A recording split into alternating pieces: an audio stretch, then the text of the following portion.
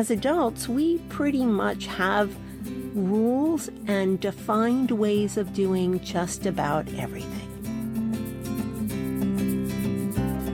Greetings, everyone. Welcome to another episode of the Create, Play, Live podcast. I am your host, Nanette Saylor, and I am so grateful to be here today with all of you and with my very special guest, CeCe Espeut. She is a veteran, she is a speaker, she is an author, and she is a photographer. So like many of our guests, she wears lots of creative hats, and I can't wait for you to hear all about how it is that she's serving in the world today, and hopefully a few stories about how she got to this space. So welcome, CeCe. Please say hello to everyone and tell us what you're up to. Well, hi, Nanette. Hi, everyone. And thank you for having me. This is just such an honor to be a part of this podcast. So thank you. I am so glad you're here. We are all about creating, playing, and living. And I know that you have spent a lot of time in your life doing all three. So I'm going to let you pick which you would like to talk about first. And let's see where it takes us. Okay, definitely. Well, I am a photographer, and I think I have like the best job in the world. I get to meet different people, experience different cultures. And so I never know what I'm going to be doing one day to the next. And I'm just living a fantastic life right now. Isn't that fun? And so you do a little bit of everything in the photographic genre, don't you? Yes. You're not just a wedding photographer or just I know a couple of people who do food photography, for example. Yeah, tell us what's one of the things that you have had the most fun photographing recently? Okay, so primarily I am a headshot photographer. I do professional headshots, and I specialize in authors and speakers. Mm-hmm. And the joke is that, I'm sure everyone's heard the saying, if you have 9 broke friends, you'll be the 10th. Well, if you have 9 friends that are speakers or authors, you'll be the 10th. Yeah. So after talking with them and having them tell me, CeCe, you need to speak, you need to write a book, I wrote a book and I've started speaking. Yeah. And so everybody would think that I would be speaking about photography, but photography doesn't even come into it at all. Yeah, isn't that interesting? I love that story shows us how when you step into taking action in something that it is that you love to do, that new things open up, right? New possibilities open up that you never would have expected. When you started out just to be a photographer, I imagine that it never crossed your mind that you might be an author. And because the people that you were photographing turned out to often be authors and speakers, then that door opened for you, which I think is super cool. Mm-hmm. So tell us a little bit about, first, what's it like the day in a life of a speaker author that you are photographing? So a day in the life of somebody that I'm photographing, and it really depends. So if they're going to be on stage, first of all, they're a bundle of nerves. They are nervous, and even though they're not nervous about being on stage, because I know there's a quote out there about, people, their worst nightmare is to do public speaking, but that's actually not true, because when you know what you're going to say and you've practiced, that's not what you're nervous about.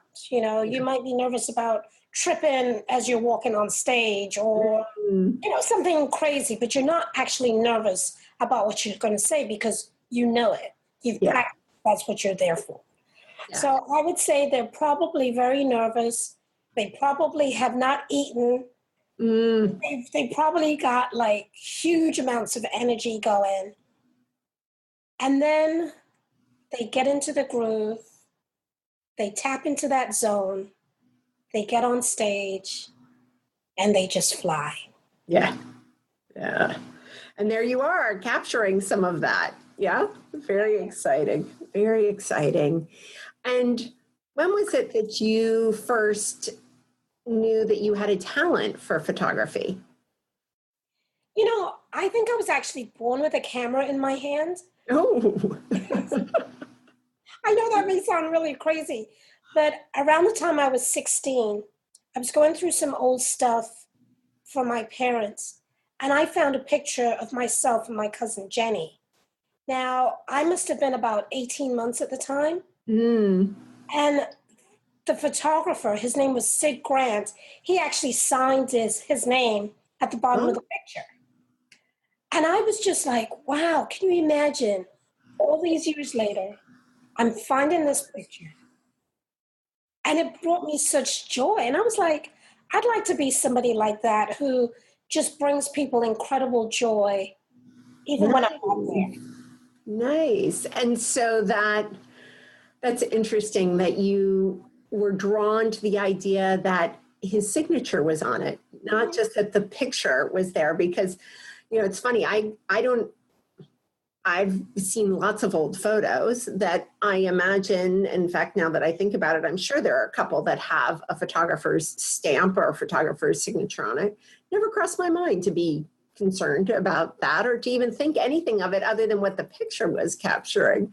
So I think it's interesting how it is that our different experiences lead us down these paths. So did you study photography in school? Did you just begin playing with a camera? How did you get to the place where you said, this is interesting enough for me to really dive in? Well, right then and there, I started taking pictures. And I didn't actually go to school for photography until maybe I was in my 30s, Ah, maybe in my 40s, right around the time where we switched from film to digital. okay. So I had been a photographer for many, many, many, many years before I actually went to school for it. And, crazy, and this might be a little off topic, but that was the reason I ended up getting a divorce.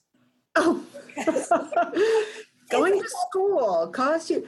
Okay, well, yeah. Because my husband and my ex-husband and I had like this huge argument, and he was like, well, why are you going back to school? Because you know so much. And because my schedule changed, I realized that, okay, maybe he wasn't where he was supposed to be when he said he was going to be there. So that just led to my marriage ending.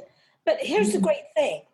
Yeah. I could have never gone on and done some of the things that I have done since then, and it was just time for that part of my life to be over. So, we're actually really good friends now. In fact, we're better off now as friends than when we were married. So, you're not the first person to have said that, right? That once we take off the confines, if you will, the definition that we expect our relationship to be when we are formally husband and wife, then oftentimes that releases us to be ourselves, and then we actually like each other better. We like each other now. Yeah.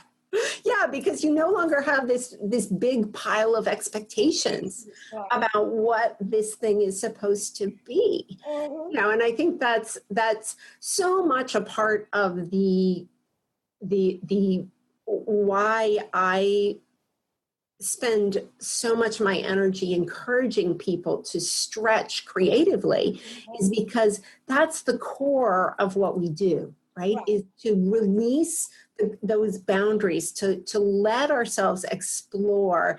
And so it's no surprise to me that while you were exploring, expanding your creative practice of photography, that these other things fell away, right? That they just seem to no longer serve, because it's all part of this bigger energy, which is us up leveling and us letting go of somebody else's rules, right? Whatever those rules are. So yeah, that's really fun. So what did you learn when you went back to photography school? I learned that there's a whole new world out there. And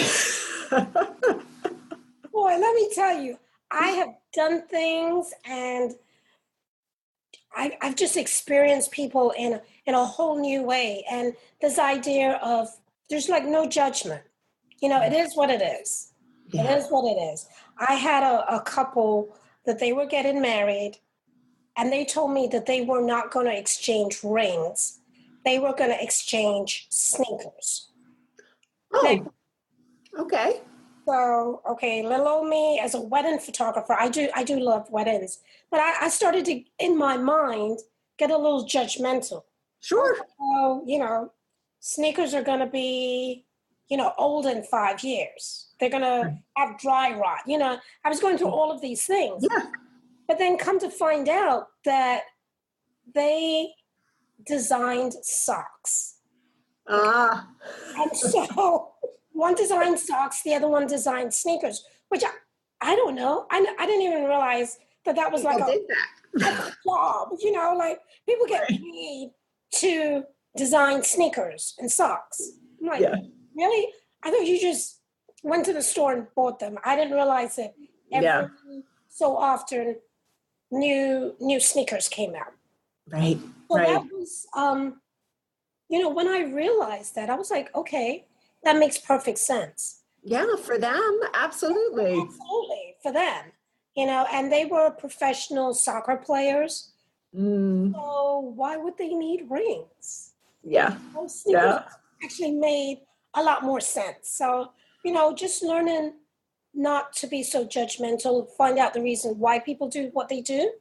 And, you get some funny stories out of it.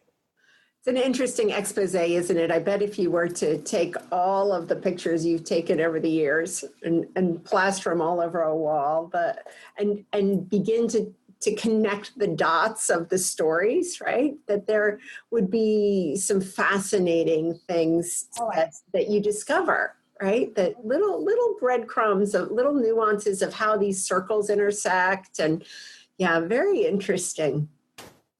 So tell us a little bit about when you were in that space of seeing people that you were taking photographs of, and they were on stage and you were experiencing all of that, and you're beginning to get this sense that this is something you might want to do. Talk to us about that space. So this is a crazy story. And anytime I start to get judgmental or a little irritated, I have this thing where I literally lean back and just open myself. So I'm at this event, and the organizer, she's just way over the top. I mean, I can't begin to even tell you how much over the top she is. And I step out of the room to take a break, and different people are saying different things. The event really was not going well, right? And so people are coming to me and they're saying like, oh, CeCe this, that. And I'm like, hey, listen, I personally have never put on an event. Never. I don't know what it takes to put on an event. All I know is I'm hired to do the pictures. Yes. All right. Yeah. So no judgment. I cannot. Yeah. I cannot make any comments. I don't know why she did what she did or anything like that. So I step out of the room, I take a break. And when I step back into the room, she was on stage and she was saying, we all have a story to tell that will help somebody else. Yeah. And I thought, wow, okay. I've made some mistakes. Mm. Maybe some stuff that I've done could help some people. And then she went on to say that, hey, you can get paid for it. And I was like, oh, really? I want to be a speaker. And that was the first inkling that I had that maybe some stuff that had gone on in my life that I could actually help some people with. So just leaning back. Yes. Getting rid of the judgment. Yeah. Just being open. And that's how it really started. Yeah. Yeah. And isn't it interesting that in an environment, in an event where all things seem to not be, clicking on all cylinders, where things aren't going well, that this very special golden nugget appeared for you, and that because you had been in that space of leaning back and saying, you know what, let me just be open, you were there to receive it. Right? Beautiful. Yeah, it's one of those things I'll never forget. Back in the days when I was a hotel manager, one of our vice presidents of one of the companies that I worked for, he told us all when we were going to our first big international conference, he said, listen, he said, there's going to be a lot that happens over the course of these next 4 days. You are going to get inundated with all kinds of information. Some of it's going to be interesting. Some of it's going to be horribly boring. He said, here's the thing. I want you to set an intention, which is simply to come away with one thing. One thing, just one. Everybody likes to go to these big events and have this long, long laundry list of all this stuff. Just look for just be open to the one thing that is your biggest takeaway. And that has served me so well over the years, because it's easy to get overwhelmed and it's easy to get caught up in all the noise of all that's going on. If you've got a room, especially if you've got a room of 300 women together for 3 or 4 days. Yes. It can get a little crazy, right? So thank you for sharing that. Just take a breath, just back up a little bit, and then just say, you know what, let me go back in with this new awareness and just be open to receive. Yeah, and so you had a story to tell. Yeah. That story is now in a book. It is. And that story is now being told from stage. Right. And that story is now taking you to TEDx. Tell us all about that journey, please, because I am so happy for you to see this happen. I know it's been a number of years in the making. And I think it's really powerful for people listening to recognize that, one, it starts just with this little ember, right? This little thought. And then you let that thing smolder, right? And then at some point you start to put a little fuel on the fire. Yes. So back in 2014, my best friend, Cassie Eubank, and I were down in the Keys and we're talking about what do we want. So we're like, oh, we'd love to do a TEDx. And so we're like, okay, how do we get on stage? Yeah. And I don't know if it was Cassie or if it was myself. We were like, okay, let's volunteer. I Googled it, and it just so happens that TEDx Boca was having their event within the next 2 weeks. Yeah. It's so funny because that's how it happened for me, that I ended up involved. I was like, let me just I have this idea. I want to be involved in TEDx somehow. Let me just Google it. Oh, next week. So I'll never forget, I friended the organizer on Facebook, and I said, listen, if you need anybody to do anything, let me know. Yeah. And she said, okay, contact this person, yada, yada, yada. Next thing you know, Cassie and I are there, and we are putting together the ID badges. Yes. Yeah. Let me tell you, it was fun, but we were there from like 8 o'clock in the morning till, 4 o'clock in the afternoon, standing, just doing this stuff. But it was just so exciting. Yeah. The next day we go back and we finish up. and we got to watch TEDx. Now, I had never been to an event before. I'd only watched talks on the internet. Mm-hmm. We were there, and it was just so empowering. Yeah. That was great. The next year, I volunteered again. Mm-hmm. And then they realized that I was a photographer. So the next year, they had me come back. I just did some light photography for them. Mm-hmm. That was it. Next year, I didn't do anything. Well, I had set the intention that I wanted to be on stage. And at one point, Cassie and I ran up on stage, and we stood behind the TEDx sign and took a picture of each other. That picture has been on Facebook forever. And so people already thought I was part of TEDx. Yeah. I wasn't. I was just stuffing ID cards. Yeah, right. Well, and you were a part of TEDx. Right. You weren't a speaker on the stage yet, but you were a part. You were connected. You were calling that in. Yeah. I have 2 T-shirts to prove I was at TEDx. Yes. And then last year, I applied. The cutoff was in December. The event is this October. So I applied, and it was like late January. It was a Sunday evening, and my phone rings, and I don't recognize the number. So now so I'm going to get really real with you now. It was the end of the month. I knew all my bills were paid. I thought it was a bill collector. So I have a little attitude. I'm like, hello.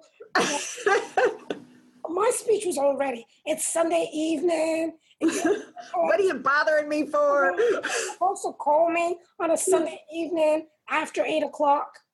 And the guy says, hello, this is Eric from TEDx. I was speechless. I'm sure. And I was so glad that I didn't come off with, he was a bill collector, because that really was not the image that I wanted to portray, Yes. And so the rest is history. And so you will be speaking in October on the stage at TEDx Boca Raton. Yes. October 12th. October 12th. Yes. Very, very exciting. Very, very exciting. So what do you have to do to prep for that? Oh my gosh, there's a lot of prep that's involved. First of all, they give us a theme, and the theme is reinventing yourself through innovation. There you go. All right. So I was like, okay, that kind of works for me because I've made mistakes in the past. But they give us speaking coaches, always practicing. They have us doing several different appearances, and just kind of talking about what are we going to be talking about. So yeah, very fun. Very fun. And you've been speaking in other places too. So as a speaker, you tell us about what that looks like. So when your book came out, you hit the road, so to speak, to talk about the book and so I'm going to imagine that you had your typical speech, if you will, that was the speech that went along with the book.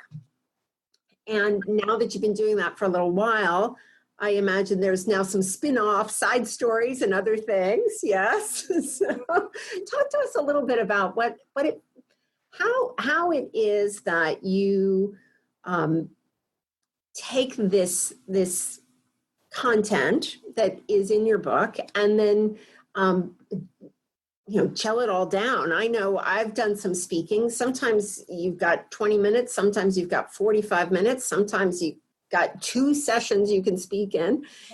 Always there's the need to somehow tailor it to meet an audience, right? So that they come away with a takeaway that's relevant to them. Talk to us a little bit about what that all looks and sounds like, because it's one thing to do it periodically. It's another to do it, if you don't mind me sharing, you were saying you would like to be on 30 podcasts in 30 days, right? That's a lot of talking. and a lot of and so do you feel like you have to prepare for that? Do you just kind of go with it at this point? You've been doing it for a couple of years. Do you have all the content you need? Is there, I don't know, tell us what that looks like. All right. So I've actually been speaking since 2010.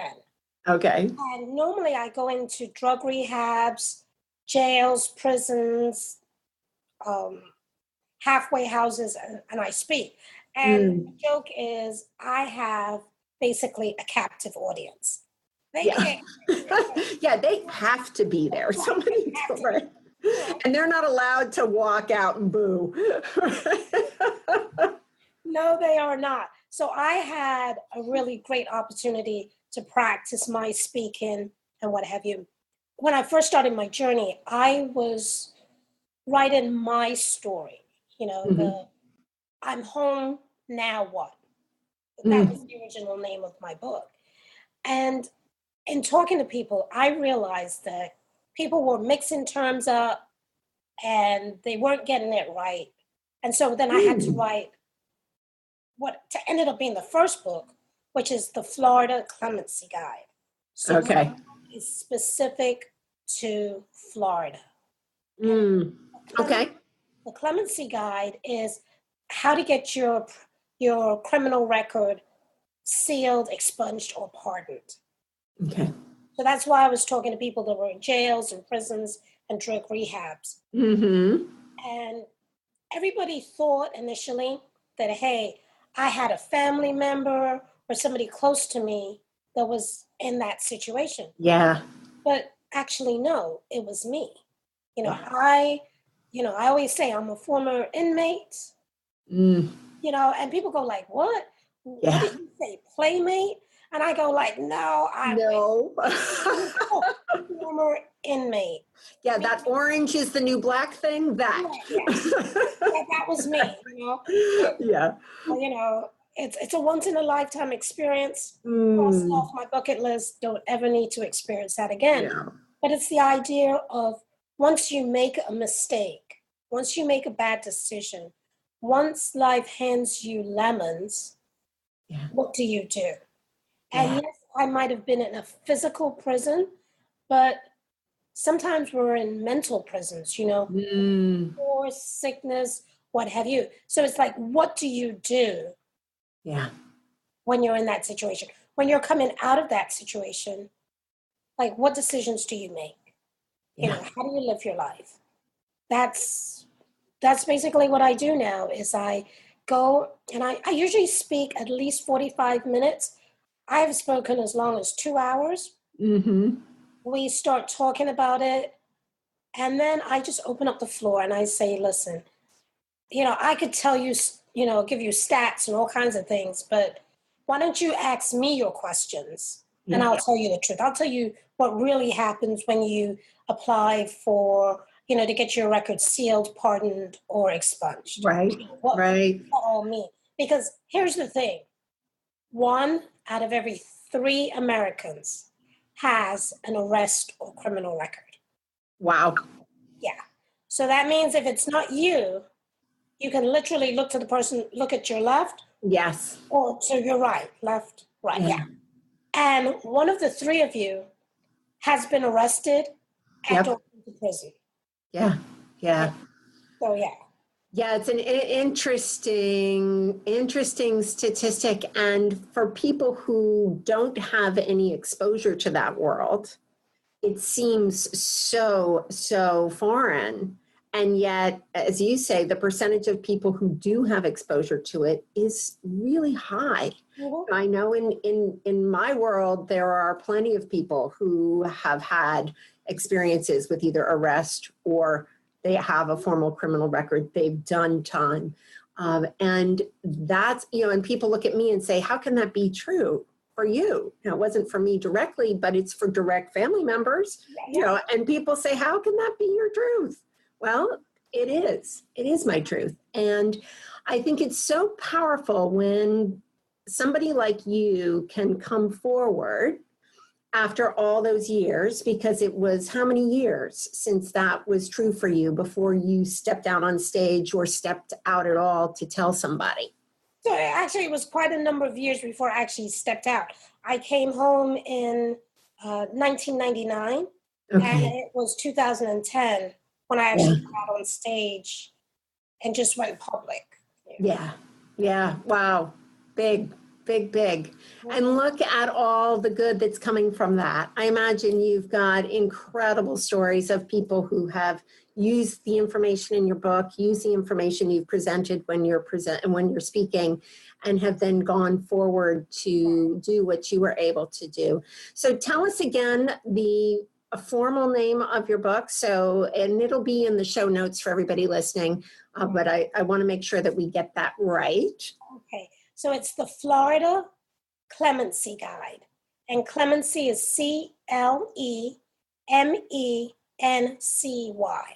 Okay, great. The Florida Clemency Guide. And here's the thing, every state is different. Yes. Which is ridiculous. That alone is ridiculous. We should have one system in America to get your voting rights back. Right, and mainly that's when you get your record sealed, expunged, or pardoned. What you're really doing is getting your civil rights back, meaning the right to sit on a jury, the right to hold public office, and the right to vote. Yeah. Yeah. And most people don't have any idea that if you have a criminal record, you can't do any of those things. Right. Mm-hmm. And, everybody assumes that anybody who's here in America can vote. And well, it's just not true. Mm-hmm. So thank you for sharing that. Now you mentioned, just for clarity's sake, you mentioned there's another book? Yes. All right. Yeah, there's another book. My publicist actually wanted it like months ago. I'm still writing it. Oh, okay. That book is called I'm Home, Now What? Oh, okay. The idea that when you come home, now what? What happened? Yeah.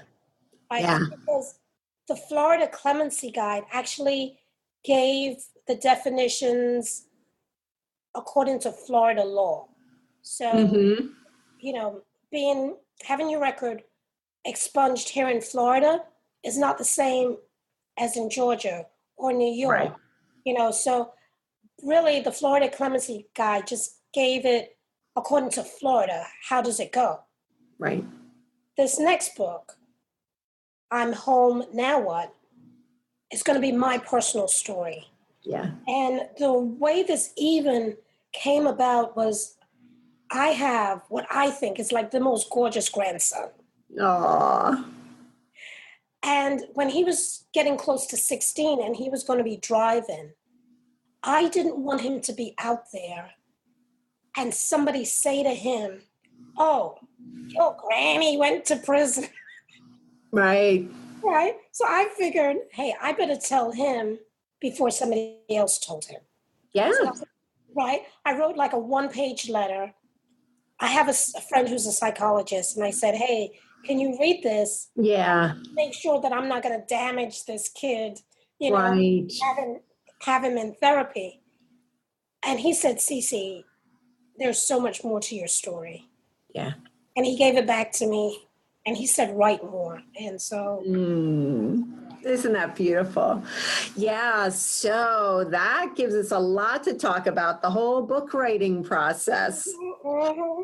So isn't that interesting? So this creative energy that fueled that spark of a photographer that then, took you in all these directions and took you to a place where somebody said, gave you the hint that there was a story to be told.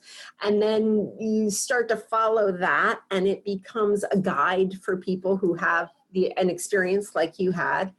And now there's this next layer, which is, okay, let me go a little deeper and tell my own story in a way that will make this very human for people. And so back to the drawing board you go, or back to the writing board you go. I now host a weekly group I call it the Content Creation Club because I don't want to couch it as only people writing books, but mostly people are there to write, to put their message on paper.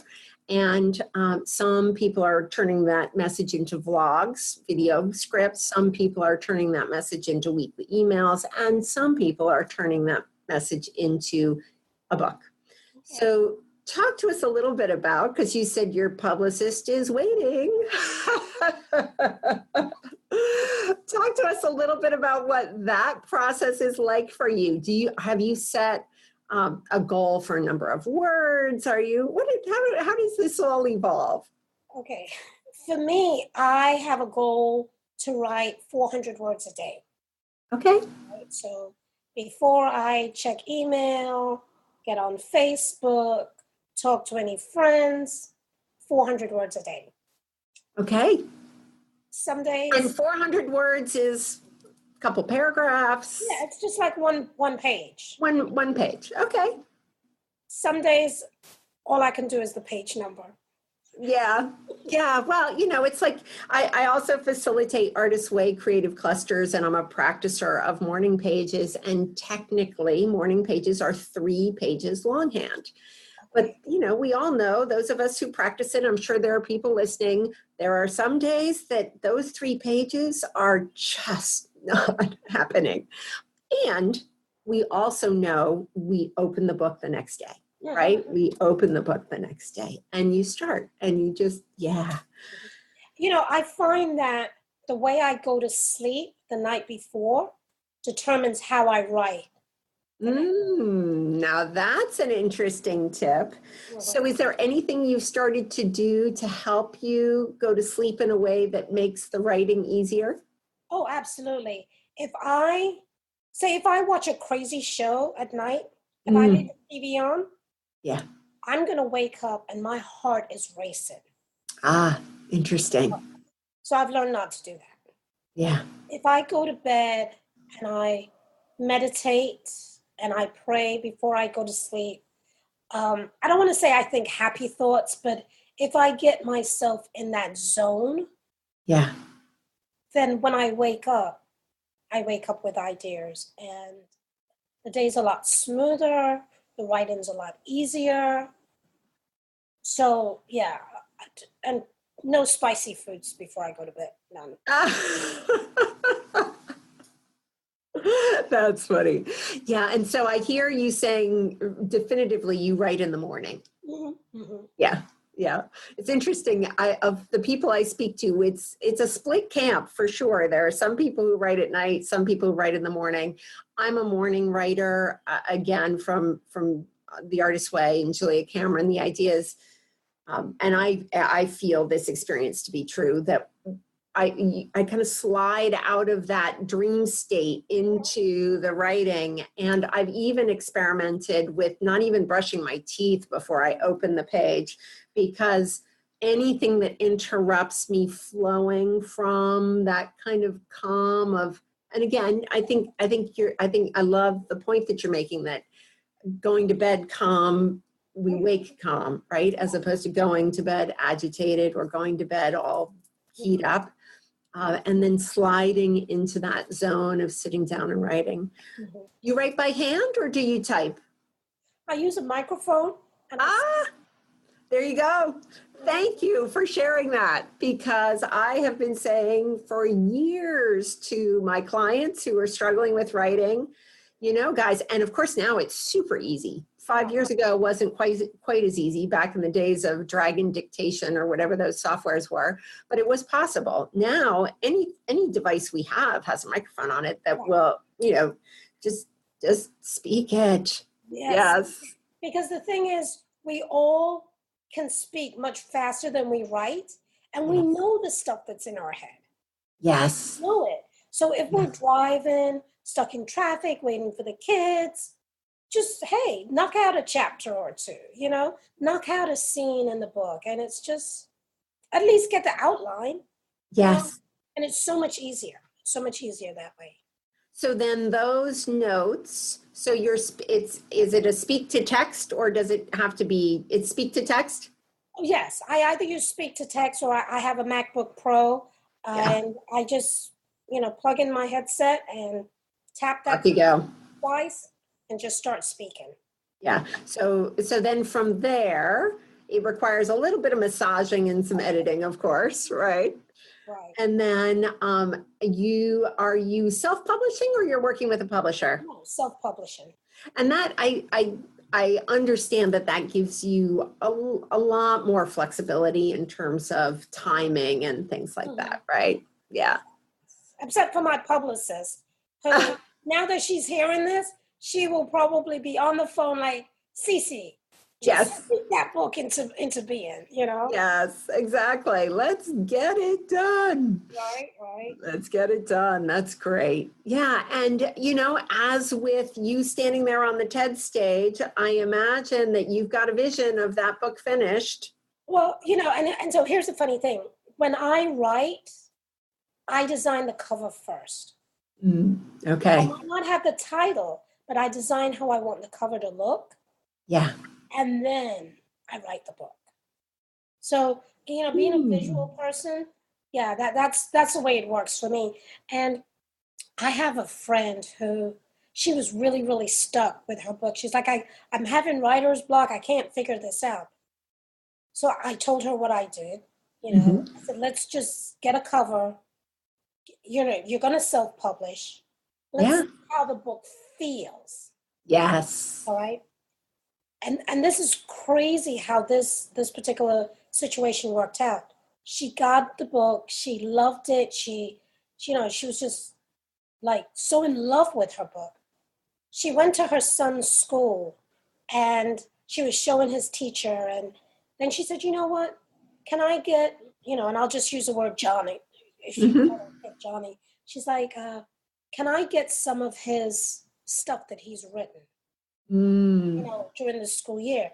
So the teacher is asking her why. And she says, oh, I'm going to put it together in a book and give it to him as a gift, or give it to his grandparents as a gift at Christmas. She and the teacher figured out that all the students in that sixth grade had enough to put together a little book. Nice. So they did it for the entire sixth grade. Wow. And when it was graduation, each child and each parent was presented with a book. A So real honest to God book. right, and Oh, so that's so cool. you had this entire sixth grade class. I don't know, maybe 60 kids, Yeah. maybe 70 kids. Each one of them now is an author. Yeah. And when she told me that story, I was just like,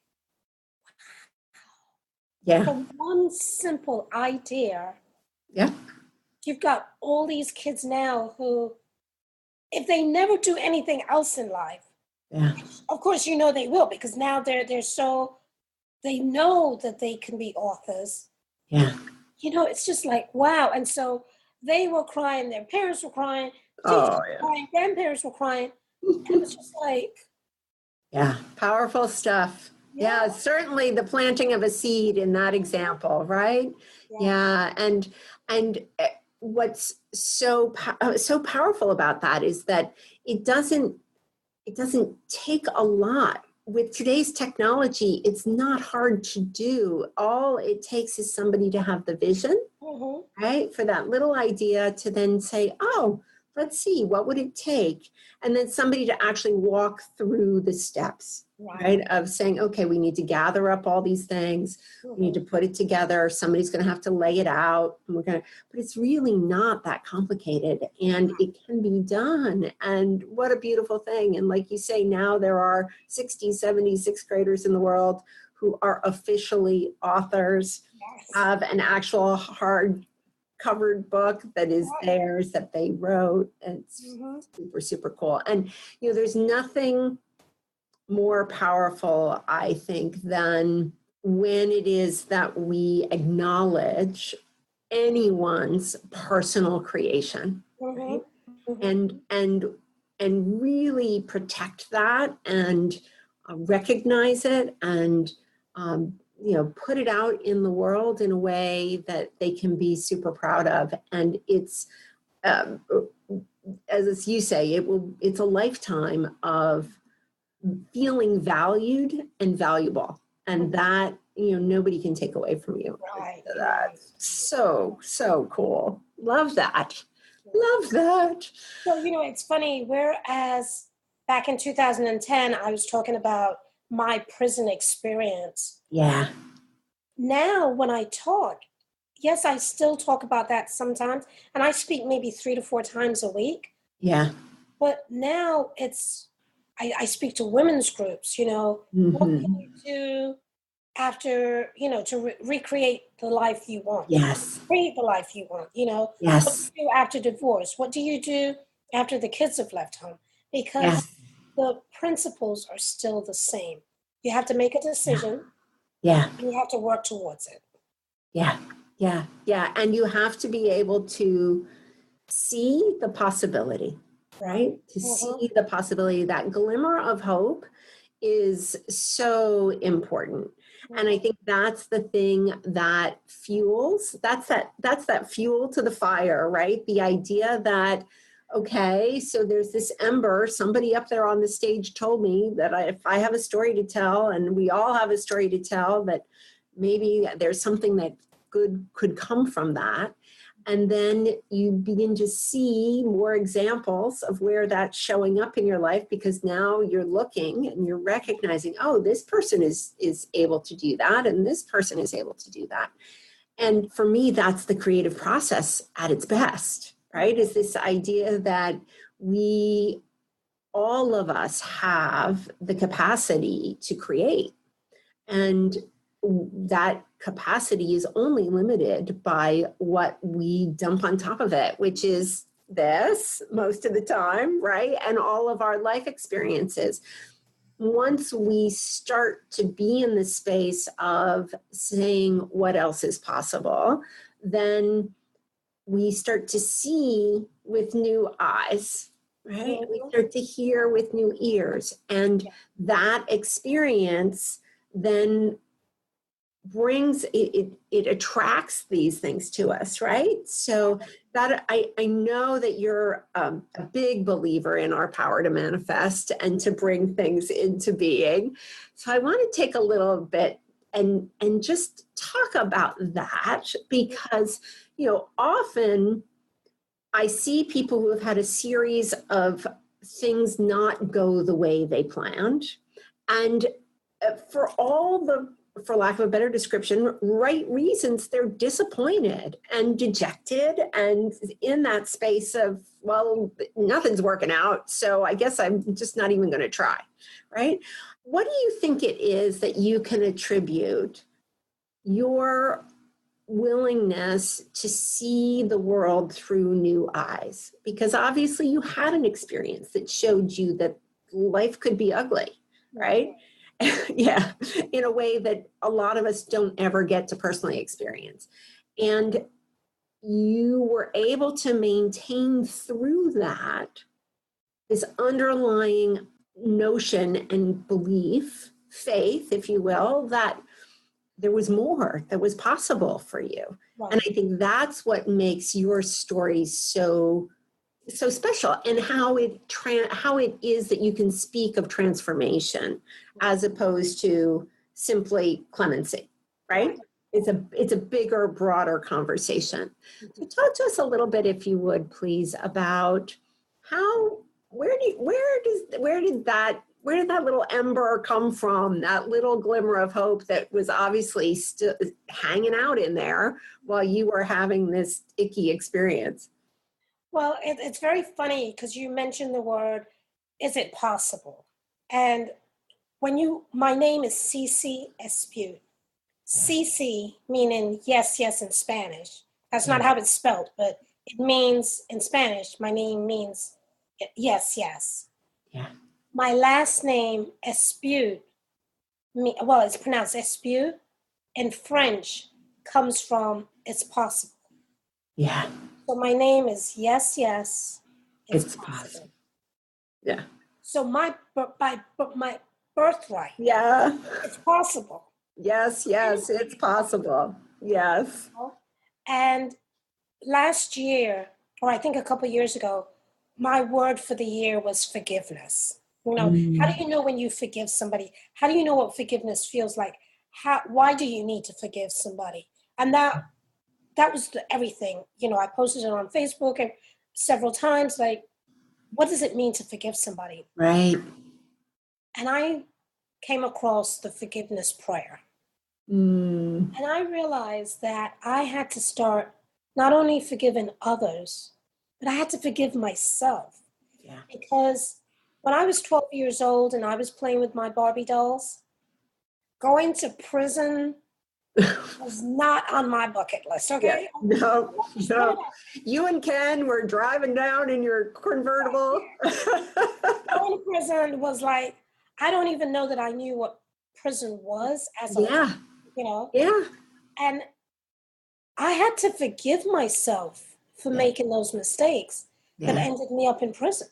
Yeah. I had to forgive everybody, the people that I thought made me make those decisions. Yes. If I hadn't have followed this person, that would have happened. Like, no. Yeah. It was me. It was my bad decisions. I had to take responsibility. I had to forgive everybody involved. Yep.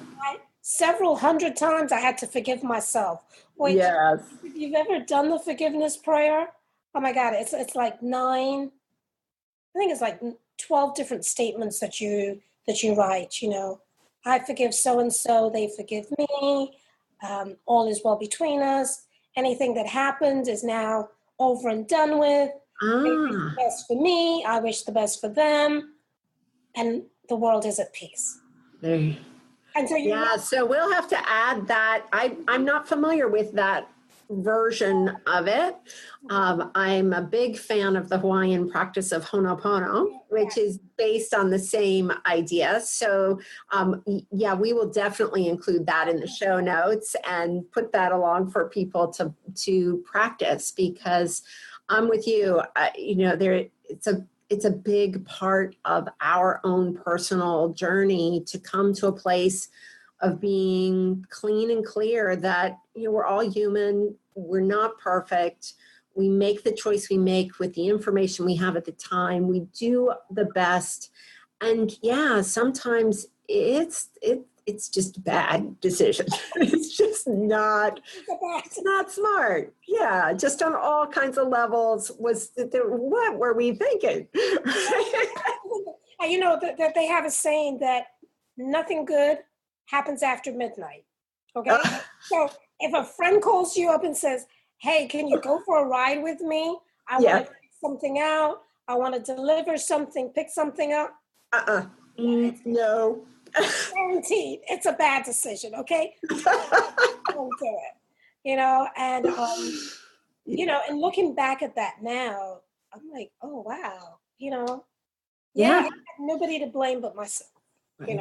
And hindsight gives us all kinds of information we didn't have at the time, right? So, and it is interesting to me how, because I know it was true for me too, many years can pass when we think we've cleared that stuff out, right? That we've gotten right with ourselves. And then we'll discover something else. And for me, a lot of time, those layers get peeled in creative practices, right? They get peeled in my morning writing. They get peeled in some of the healing arts work that I do. When we get invited to take some quiet time and then allow the paints, the paper, the photography, the pictures, tell a story without our heads getting in the way of it. The emotions come through. And to spend a whole year with forgiveness as your word of the year is, that's a biggie. And obviously it has served you well to continue to move forward and to continue to be able to offer your story in such an authentic way, and to serve all of those people out there who really need that glimmer of hope, to invite them into their own possibilities, which is my hope for the work that I do, right? Is to invite everyone into the possibility of whatever else might be waiting for them. Because it's a magical place. And if we want to believe that we can manifest anything we put our minds to, then, oh boy, we can have some fun. Oh, yes. So like for this year, instead of one word, I came up with outside the comfort zone. Ah, yes. Everything I'm doing is outside my comfort zone. It might be Yes. just a step or two outside the comfort zone. Yes. Definitely is. My background is video, photography and video. Yeah. I spent years behind the camera. Yeah. Now having to step in front of the camera, oh my goodness, you would just not believe what I go through. Yes.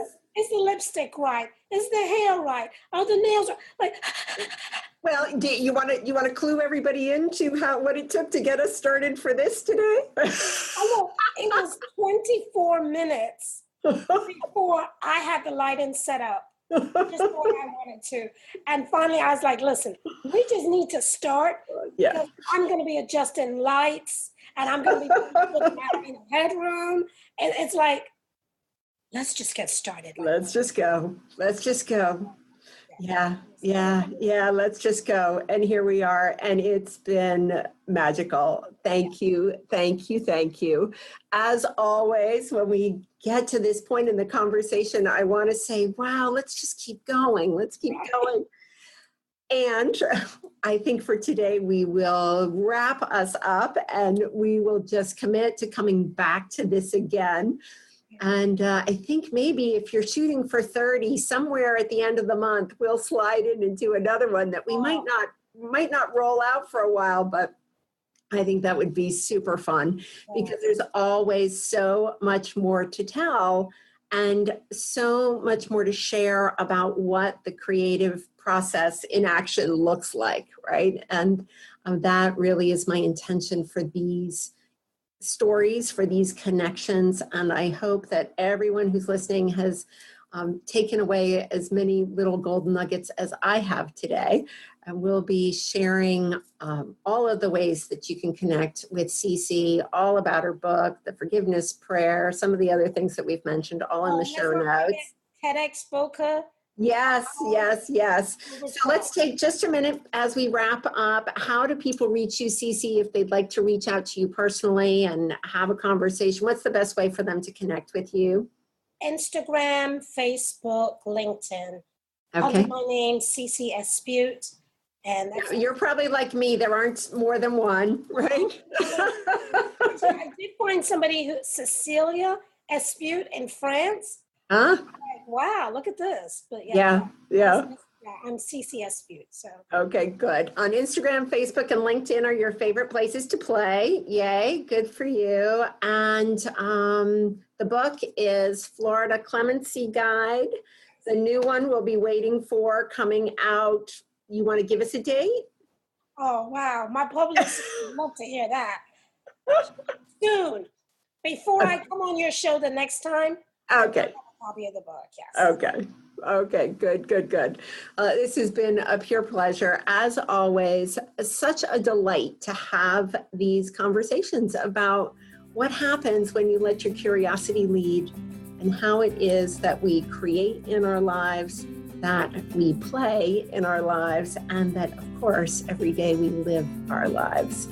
This is Nanette Saylor signing off another episode of the Create, Play, Live podcast. And special thanks to my guest, CeCe Espeut, for sharing with us her journey. And we will be watching for her on TEDx Boca Raton coming up in October 2018.